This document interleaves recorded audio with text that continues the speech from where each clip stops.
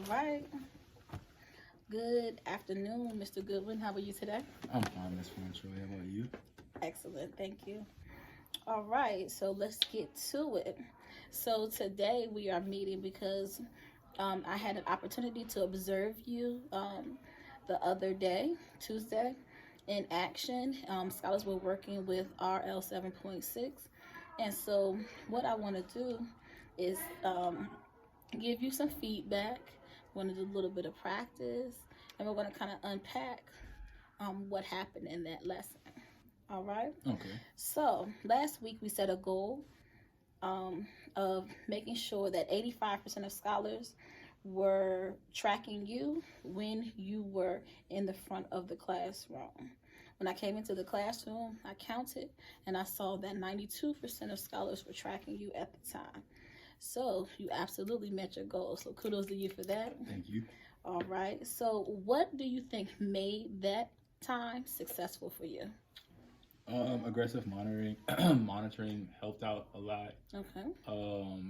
Also creating like checkpoints within like well, for me, giving myself checkpoints to like stop and re-engage with them to make sure like they're understanding things and like writing the right things down, making sure that they're basically staying on task. Okay, excellent job. Good. So, thank you for talking about aggressive monitoring. That's something that we are going to work on today. So, when I came in to observe, it was right before scholars were getting ready to go into their independent practice. And so, one thing that I want you to do that would have great impact on your instruction would, of course, be monitoring, aggressively monitoring, but do it with a purpose. So today, that's going to be our focus. All right, so can you stamp that for me? What are we going to focus on today? Aggressive monitoring. Excellent. All right. What are the keys or what's the criteria for success when scholars, when you are aggressively monitoring? I think the keys for success with aggressive monitoring are completed work. Okay. I think another key to success with aggressive monitoring is understanding the standard.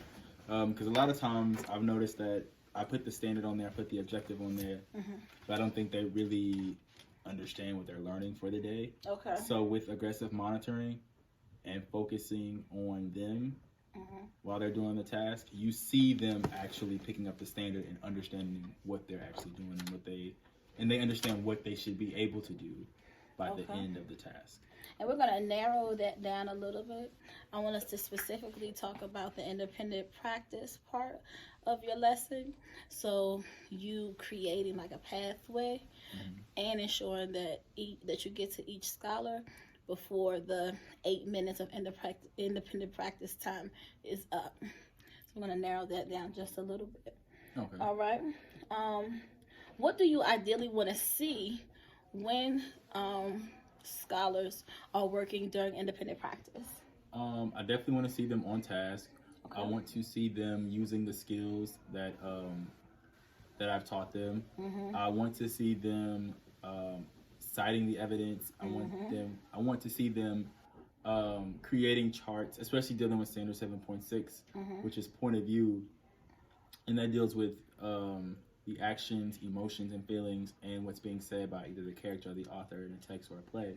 I want them to be able to like understand, like, hey, I need to pull out what they're saying and write this down and make a chart and write that down. So when they get to the exit ticket, or when they get deeper into the independent practice, they can go back and say, wow, I've created all these notes for myself. And now, like, answering these questions or answering the exit ticket is going to be a breeze for me because I have a chart, I have something I've created, and I have something that I understand that I can use to help me navigate throughout the independent practice. Excellent. And what do you think the purpose of aggressive monitoring is for? Like, why is it important? Ultimately, I think aggressive monitoring is important for us to yield the results that we want to yield, which is wonderful data and mastery of that particular standard. Okay. So I think with aggressive monitoring, that gives scholars the the mindset of let me be on task, because I don't really want him to walk around and like first of all, I don't want him to walk around in my area.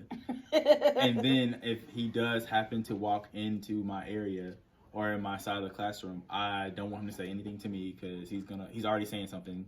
He already gave me a list of things to do anyway. So I don't want him to say anything else to me. So I think aggressive monitoring gives them that, let me just stay focused and stay on task. And keeps them highly engaged. Excellent. Good.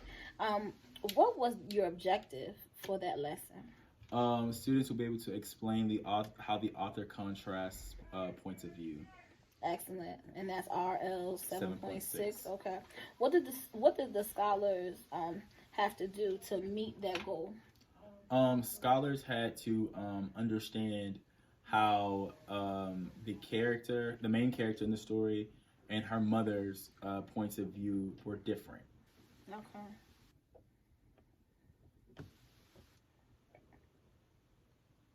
All right. So that sounds like a very, very meaty objective, right? And so I paired that objective with aggressive monitoring, because that is going to help for you to determine who's getting it and who's not. So I want you to think back to PD, Summer Institute. What were some things that you learned about aggressive monitoring that was taught and practiced during the summer? We learned a variety of ways to use, or types of ways that one can aggressively monitor scholars in the classroom. It was almost like I would even say like choreography, or different steps you can use to effectively use aggressive monitoring. One thing that I really like to do is the perch, and I think it's called, I don't know if it's the eagle, where you kind of look down, or you're like helping one scholar and you like pop up and look around, and just to make sure that everybody's. I think they call that the swivel. Oh, the swivel. Yeah.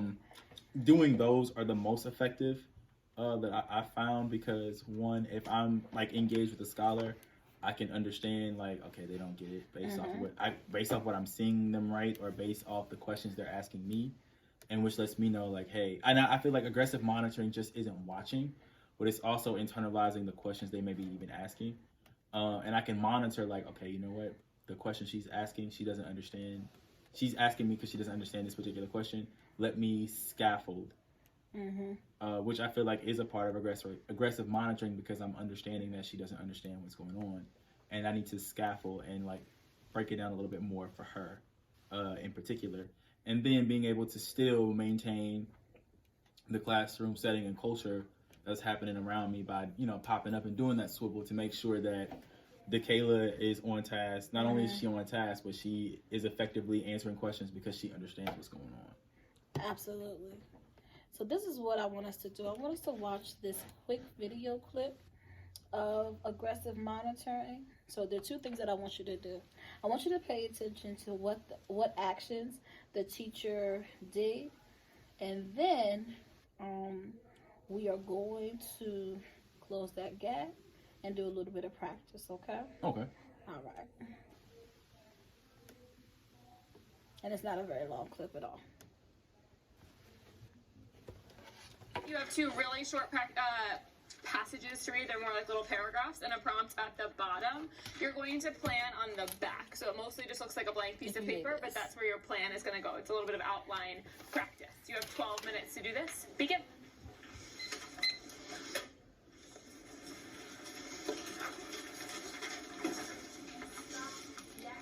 And I'm coming around first looking for those full headings. All right, I'm going to pause it here. Before she even began to use her pathway, where was she? She was like, you mean when she was at the side of the desk? So I would say like it's kind of like a perch, maybe? She was at her perch. Good, so write that down.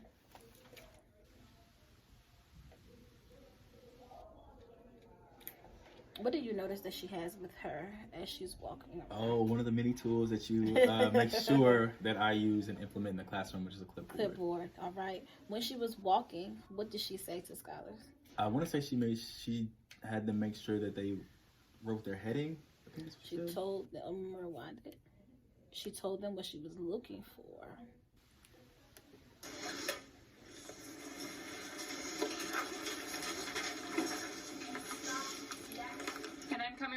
looking for those full headings. So yeah.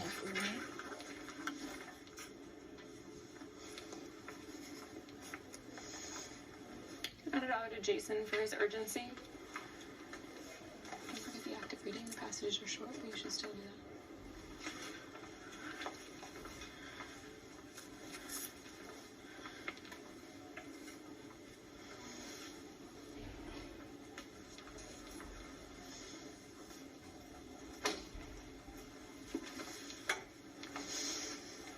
And I'm coming around now, checking for your author's purpose note. I'll check it off if it's correct. I'll put a dot if it's not.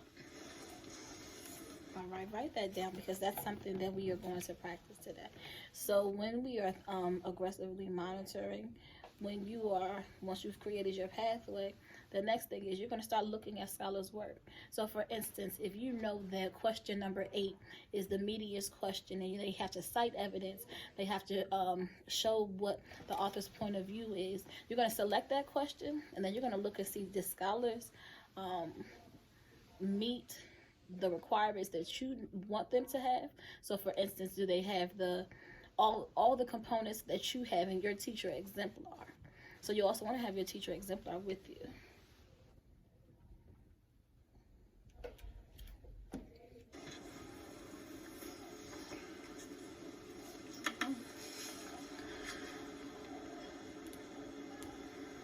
Don't forget that note.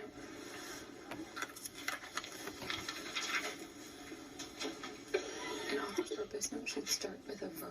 The author is trying to do what? It could be to inform, to persuade, any of those things. Just make sure it starts with a verb.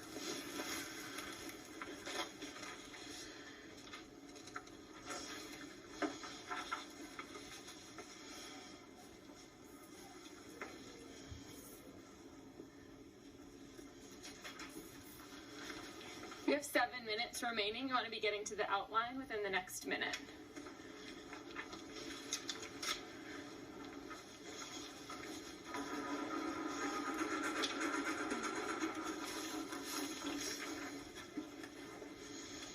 And now that I'm seeing people getting to the outline, I'm coming around checking your thesis statement.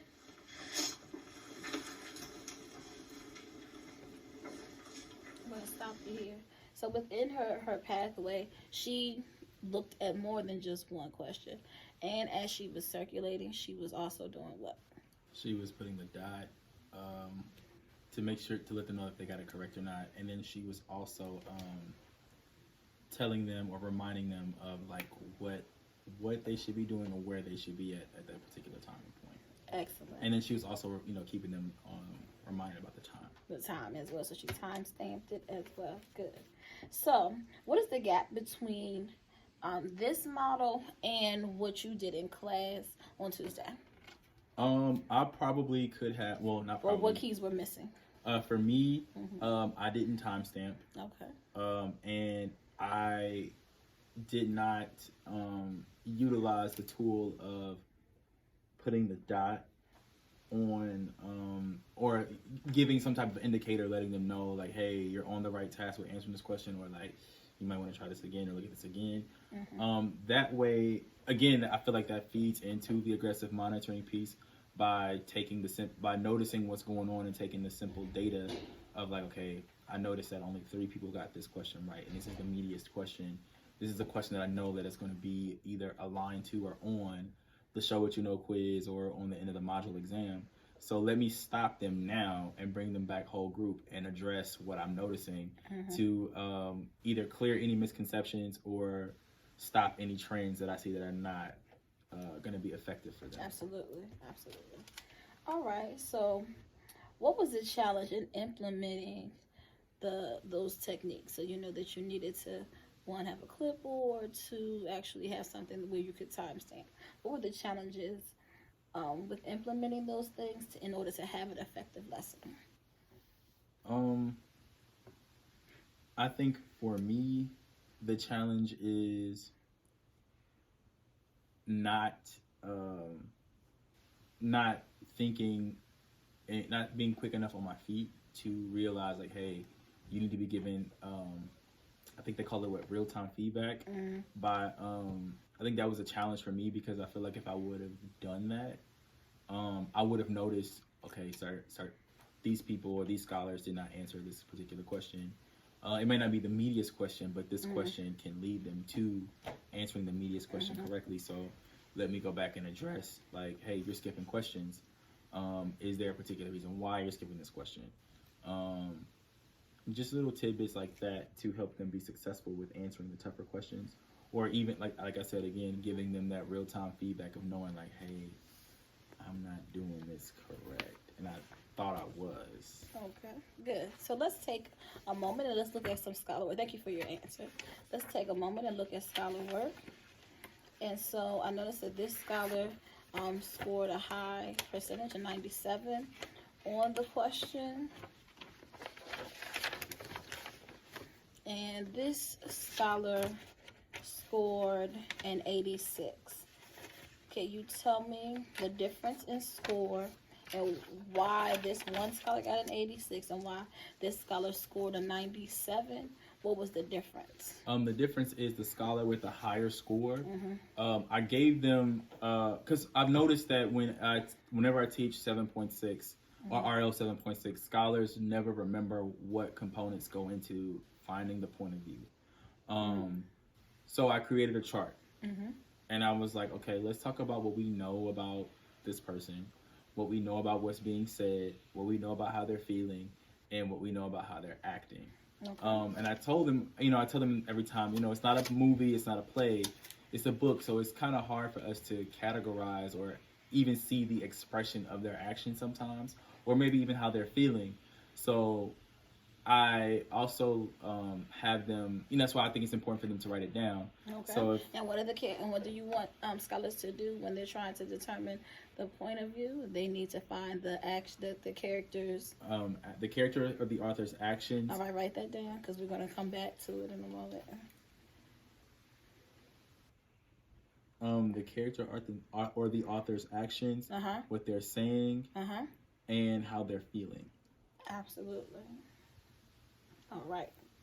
So, zooming in and being very specific about what we're looking for when we're looking for author's purpose, we want to focus on those three things, right?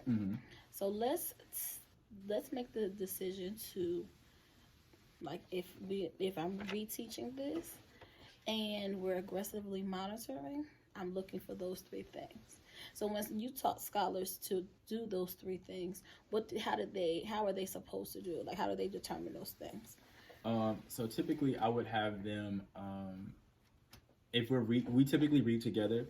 So when we read and let's say there's a topic at hand and a character responds, I have them do one thing. I have them write down what's being said. And so how are they doing that? Are they just writing it anywhere? Oh no, we have a chart. Okay, good. So write that down.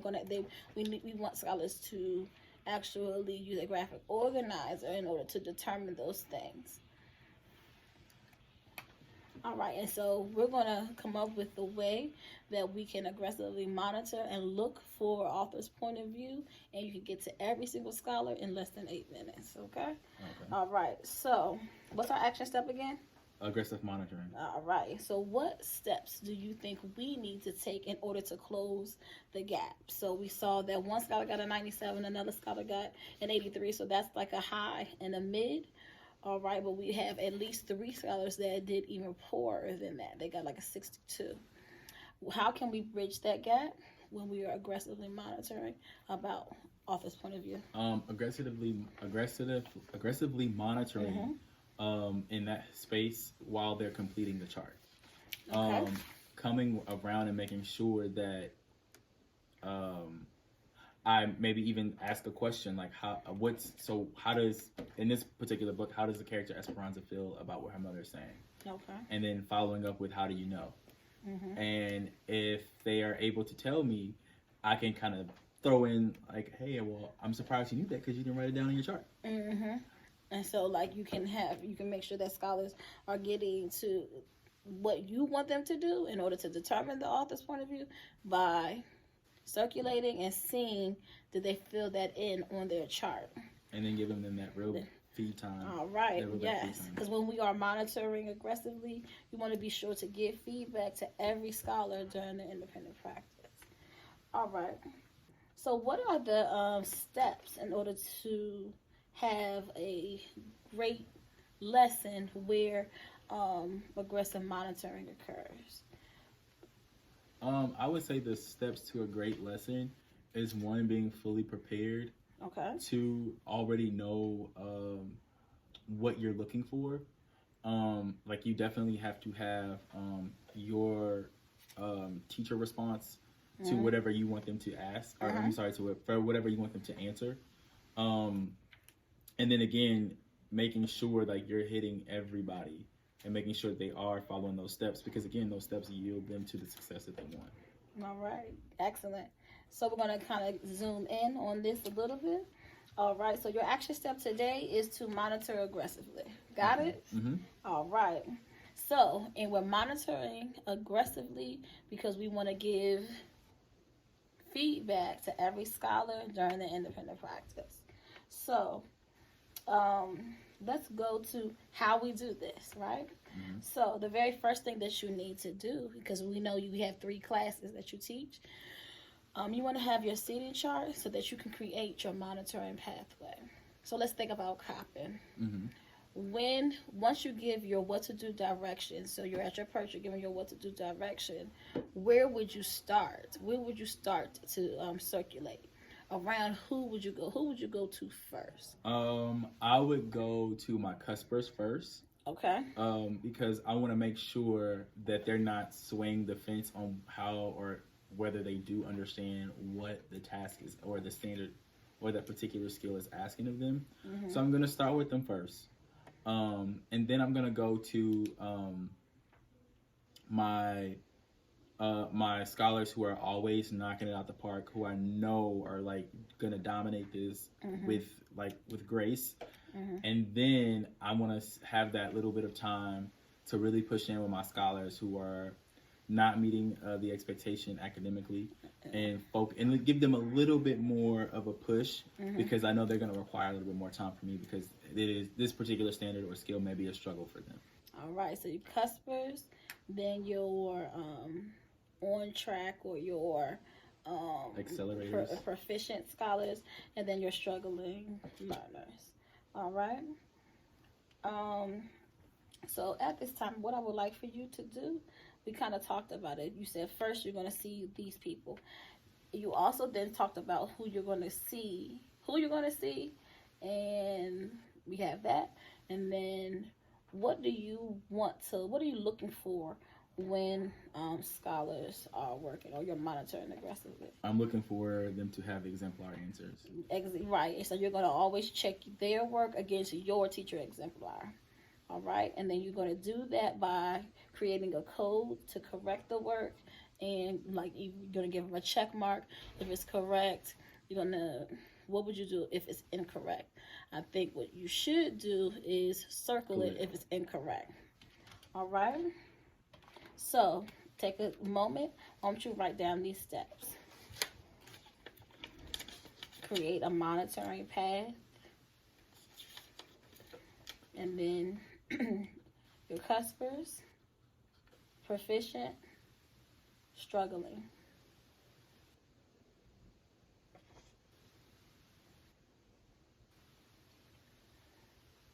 As you are circulating, you are checking scholars exemplar against your teacher exemplar.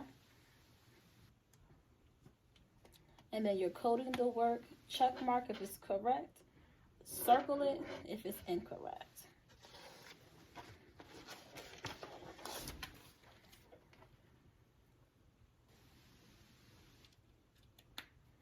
All right, next question. Where would it be a good place to implement this in your upcoming lesson? I would say during the independent practice. Okay.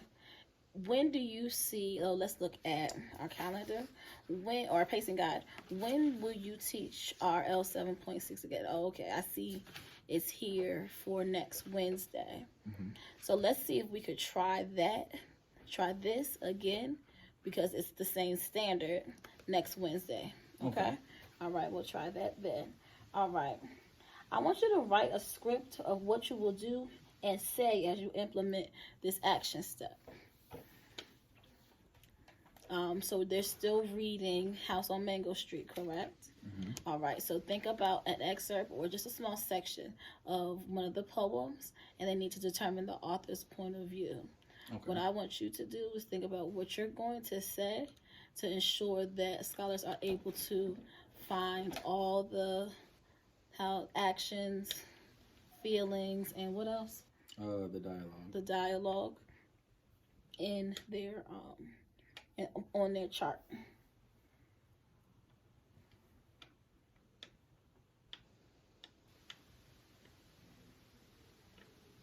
And I have mine here too.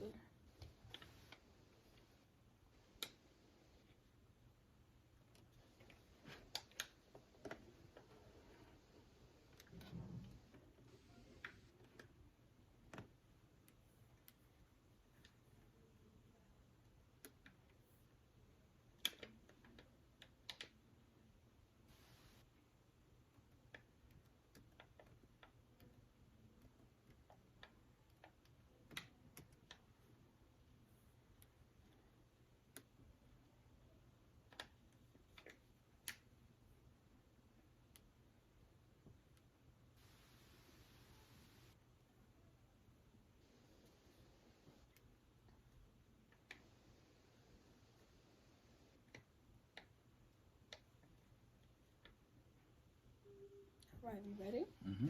All right, here we go. All right, so let's spar. So I have my exemplar, you have yours. All right, so talk to me a little bit about what you would have or say. Okay, so in this particular part... Oh, you're getting up already? We're not practicing yet. We're going to talk about it first. Sorry. And then we'll practice. So in this particular part of the poem, Mm-hmm. Esperanza is having a moment where she's realizing that, okay, the women who live in my apartment complex have this disparity where they are controlled by a man. All the women in her life that she's ever known have all been controlled by a man. Mm-hmm. And she's trying not to do that. So she's having a conversation with her mother, and she's expressing how she's not the ideal woman for what a man is looking for. And she goes and she starts talking about all of her flaws. Mm-hmm. And, she tells her mother that I am not the ideal girl that men seek out. Okay. And her mother is, disagreeing with her and letting her know that, hey, look at your hair. If you combed your hair a different way, you'd be more appeasing. If you didn't eat so sloppy and get stains on your clothes, you'd be more appeasing. If you sat like a lady, you'd be more attractive to men. Okay. So I have something that very similar. So I did pull those same things out. But I do have a question that I kind of want us to kind of spar with and see if we can add that as something that you do as a part of your practice or a question to ask. We've been thinking about point of view, and here's what I have. It says, how does point of view affect the reader's thoughts about characters and events in House on Mango Street? So when we're thinking about that, how does it affect what the reader is actually hearing? So if we have Mama's perspective about what's her name again? Esperanza. That's what I figured. And then Esperanza's thoughts about herself, right? Mm-hmm. What do you think the reader's thoughts are? I think the readers are going to say or going to think that Esperanza either has low self-esteem or that Esperanza has seen Esperanza see all the women be girly like her mother is saying, but the life that they live after being so girly and getting that man is still not the life that she would want. Right.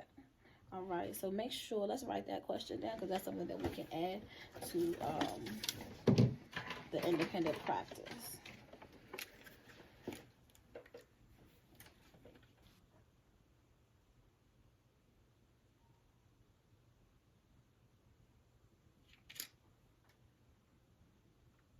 And of course, make sure you want to add that during our independent practice. All right? Mm-hmm. Okay. So now we are ready to practice. Okay. Are you? I am. All right. All right. So we are going to take it live here. You are already standing up. And we're just going to do 2 rounds if we need it. Let's see how good this first round goes, though. All right. Independent practice. All right. If you can, if I can have all scholars with pencils down and everybody tracking me in 3, waiting on one in the back. There we go. 2, waiting for one over here. Got it. 1. All right. So we just read and we understood how Esperanza, or we just read about the conversation that Esperanza is having with her mother. Can somebody tell me how she feels? Okay, thank you, Logan. Why do you say why do you think she has low self-esteem? Khalid, can you tell me what evidence that we have that lets us know? What is Esperanza saying that lets us know that she has low self-esteem? Okay, great. So Jaquan, Khalid said that Esperanza is displaying low self-esteem because she's talking about her flaws. And what actions are being presented by that? Okay, great. So she's yelling. You see by the punctuation that she's yelling at her mom because they're using exclamation marks. Good. All right. I'm gonna pause you right there. So now we have what the character says and what she is doing. We have that already. We have what she says, how she feels, and how she feels, and her actions. We have all 3. Mm-hmm. We've ingest those in this. All right, but remember this is independent practice time, so they're actually writing down their answers. So. Remember how we saw the video and how she was just looking for those specific things on their papers as scholars were quiet. You don't want to hear scholar responses right now. What you want to do is, as you are aggressively monitoring, you're looking for if they have the correct answers. Okay. All right, so we're going to try that again. Okay. All right, ready? Mm-hmm. All right, here we go. All right, scholars, as you guys are working, I'm just coming by to make sure that everybody's meeting the expectation. I'll be coming by within these 8 minutes, and I'll be letting you know with a check on your paper if you filled your chart out completely. Because remember, we're doing point of view, so we need to know the character's feelings, what's being said, and their actions. All right. All right, and make sure you're writing in complete sentences. Why is they correct? Okay, so if I could have everybody's eyes.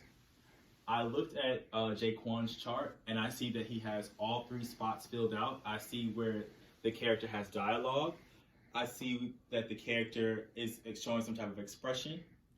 And I see that the character has an action with what's being said and how that matches what's being said and how they feel. Okay? I went around and I saw that a couple people's charts were blank. So I want to take a minute.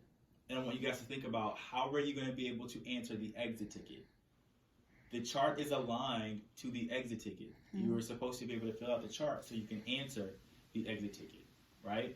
So if you do not have your chart filled out, I'm going to give you the next 2 minutes to jot down the character's feelings, actions, and their dialogue, so that way you can correctly answer the exit ticket. You have 2 minutes. You may begin. To push you in your practice, you might want to give them the page number in which they can find the responses as well. Okay. Let me hear you. All right. And scholars, if I can have your eyes on me, please. Thank you. Okay. You can also notice that on the question or by the chart, I have that you can find all of the information on page 37. Can you guys tell me what page that is? Page 37. Thank you. You may go back to your work. All right, excellent. Okay, how did that feel? It felt good to be able to get the feel of going around and like picking up those misconceptions or picking up like because when you grade their papers and you wonder why they got the exit ticket wrong, and then you go back to the chart and you're like, oh, the chart's blank.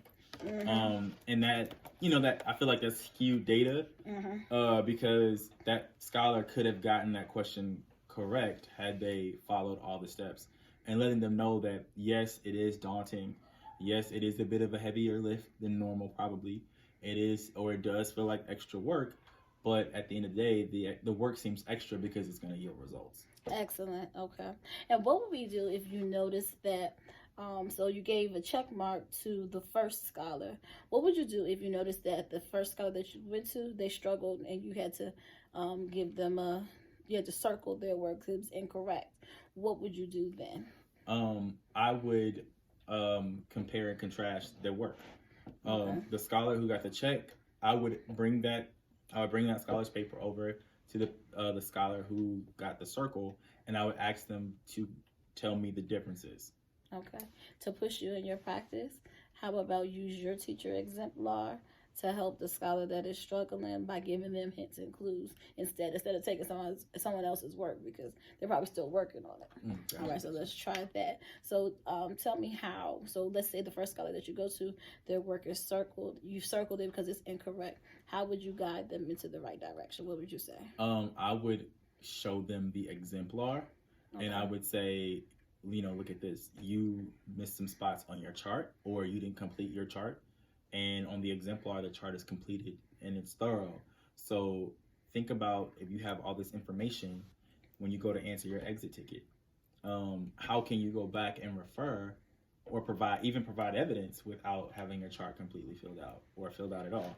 All right, so let me push you. So let's say, for instance, we're looking for dialogue. Scholars, we're on page 37 in our text.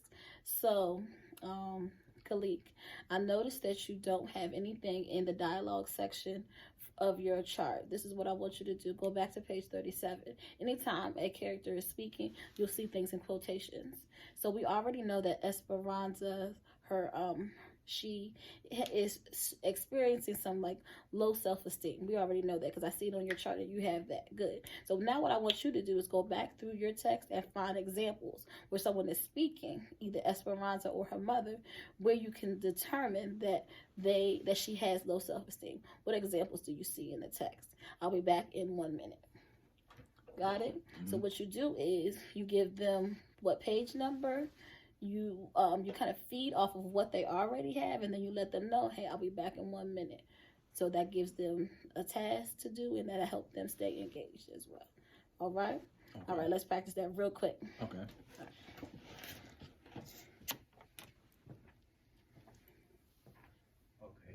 So Logan, I noticed that you left off the dialogue in your chart, and I see that you have what Esperanza is feeling, and you have her actions displayed in your chart.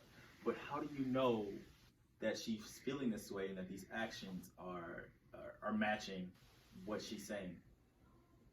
You can't tell me because you don't have the dialogue piece, right? So what I want you to do, I want you to go back to page 37, and I want you to see anywhere where you see quotations, I want you to jot that down and tell me what's being said. I'm going to give you a minute. I'm going to come back, and I want you to have your dialogue chart filled out with things that are in quotations of what's being said that displays Esperanza's feelings and her actions. About her low self-esteem. About her having low Yep, so make sure you zoom in and are specific about what you want her to look for. Excellent. Okay.